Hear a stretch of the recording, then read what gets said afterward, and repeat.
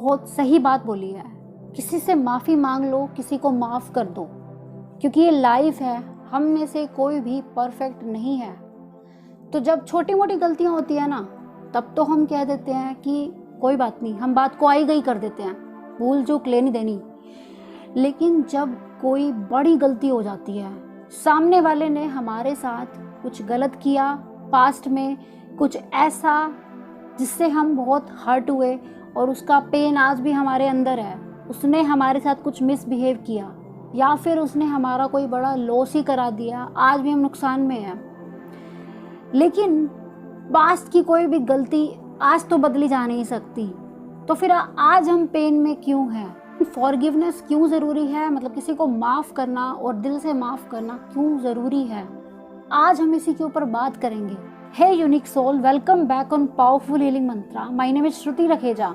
Hope आप सभी अच्छे होंगे। तो वाई फॉरगिवनेस इज नेसेसरी, किसी को माफ़ कैसे करना चाहिए, आज इसी के ऊपर हम डिटेल में बात करने वाले हैं। बट बिफोर गेटिंग स्टार्ट, अगर आपने अभी तक इस चैनल को ना सब्सक्राइब नहीं किया तो आप जल्दी से सब्सक्राइब कर लो। स्टार्ट करते हैं।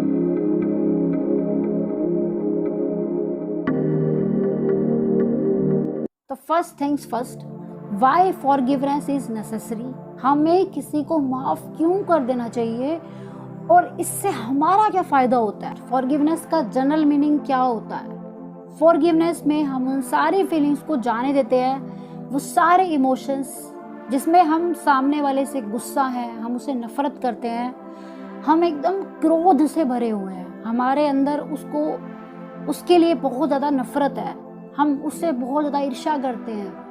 मतलब जब भी हम उसकी बात करते हैं, जब भी हम उसके बारे में सुनते हैं या जब हम उसका वो एक्सपीरियंस याद करते हैं, वो पेनफुल एक्सपीरियंस जो उसने हमें पास्ट में दिया, तो हम उसके लिए एकदम से बहुत ज़्यादा बुरा सोचने लगते हैं कि इस बंदे ने मेरे साथ गलत किया है ना, इसके साथ भी बुरा होना चाहिए, हमारे जितना बुरा होना चाहिए या हमसे भी ज़्यादा बुरा होना चाहिए इसके साथ। तो ये इस इंसान को तो मैं माफ़ ही नहीं करूँगी, इसने मेरे साथ ऐसा किया है ना, इसको तो मैं ज़िंदगी भर माफ़ नहीं करूँगी, इसकी ये बात तो मुझे लाइफ टाइम याद रहेगी। तो ये सारी बातें जो हम उस इंसान के लिए कर रहे हैं, आप सोच के देखो, इन सारी चीज़ों से तकलीफ किसको हो रही है? ऑब्वियसली हमें हो रही है। उस बंदे ने जो करना था वो तो करके चला गया, हो सकता है उसको अपनी गलती रियलाइज़ हो गई हो सकता है उसको अपनी गलती रियलाइज़ ना हुई हो, बट आज पेन में तो हम है ना, क्योंकि गलत उसने किया, झेल हम रहे हैं कि उसकी जो बातें हैं वो आज भी मेरे अंदर फीड हैं। अगर मैंने उसको माफ़ कर दिया होता तो मैं उसको याद ही नहीं रखती।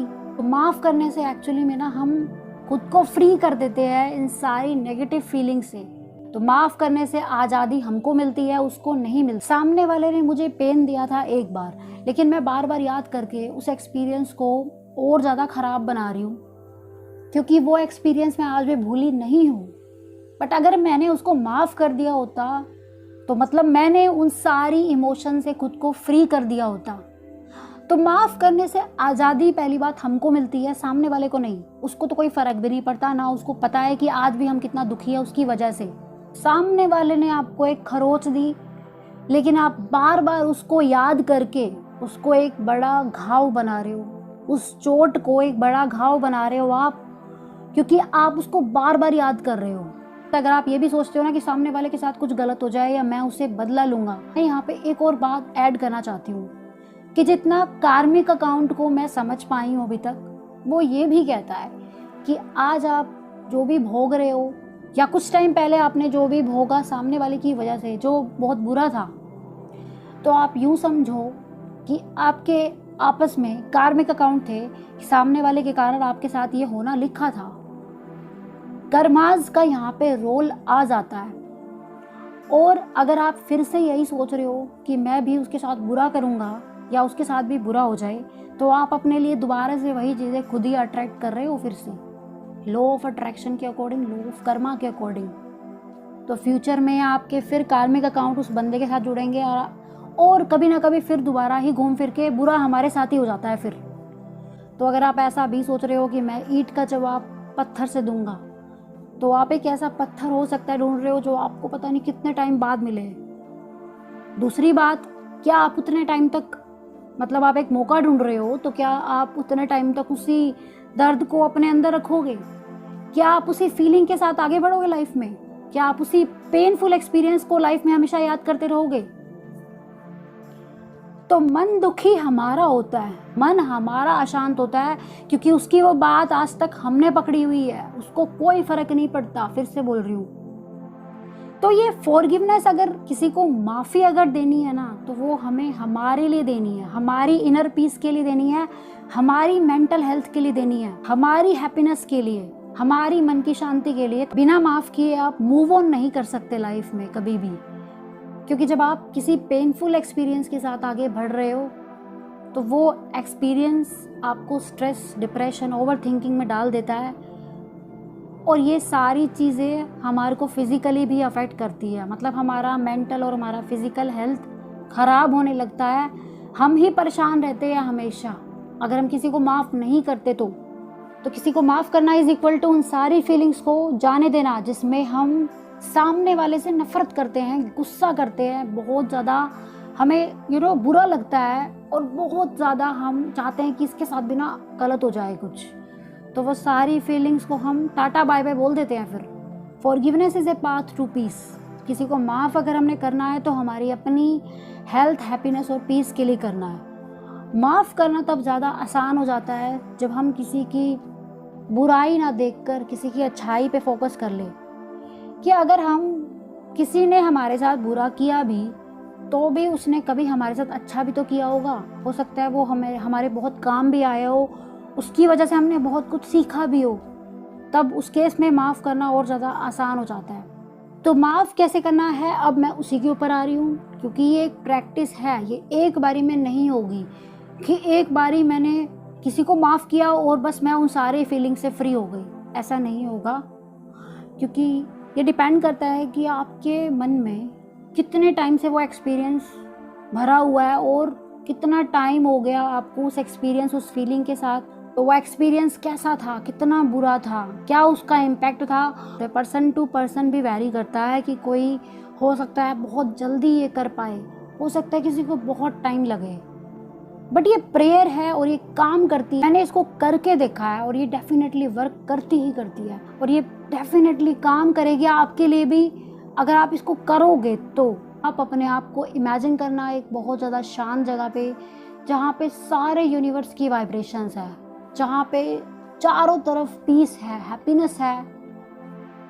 You can feel the positivity everywhere. आप बहुत ज़्यादा खुश हो, आपके सामने वो इंसान खड़ा है जिसके साथ आपका एक्सपीरियंस पास्ट में बिल्कुल अच्छा नहीं रहा, बट आप इस यूनिवर्स को क्या बोलते हो कि डियर यूनिवर्स, कि इस इंसान ने पिछली बार पास्ट में जब भी मेरे साथ गलत किया, आज मैं इसको उन चीज़ों के लिए माफ़ करना चाहती हूँ। मैं इसको माफ़ कर रही हूँ, मैं इसको माफ़ कर चुकी हूँ, क्योंकि मेरे मन में इस इंसान के लिए कोई गिला शिकवा नहीं है।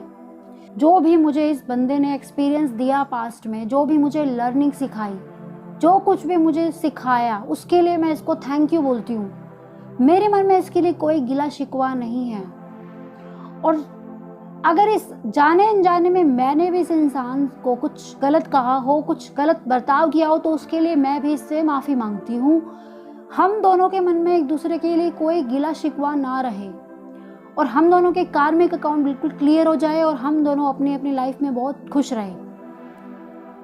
तो आप इस प्रैक्टिस को अप्लाई करना, ये डेफिनेटली काम करती है, एंड आपको बहुत ज़्यादा रिलैक्स फील होगा। इसको जब आप करोगे, जितनी बार आप इसको करते जाओगे ना, उतनी बार ही आपको हल्का फील होने लगेगा। आप उस एक्सपीरियंस से बाहर आते जाओगे धीरे धीरे धीरे धीरे धीरे धीरे। एक टाइम ऐसा भी आएगा जब आप एक्चुअली में अब बहुत लाइट फील करने लगोगे, और अब आपको कोई फ़र्क भी नहीं पड़ेगा उस चीज़ से। तो मन में इतने टाइम से जो बोझ उठाए हुए थे, वो आपको लगेगा जैसे हल्का हो गया, भारीपन नहीं रहेगा मन में। इस प्रेयर को ज़रूर करके देखना, और आपका इसको करने के बाद क्या एक्सपीरियंस रहता है, या आप मुझे कमेंट करके ज़रूर बताना। और दूसरी बात, अगर आप इस चैनल पे नए हो तो इस चैनल को सब्सक्राइब ज़रूर कर लेना। मैं मिलती हूँ आपसे नेक्स्ट वीडियो में। Till then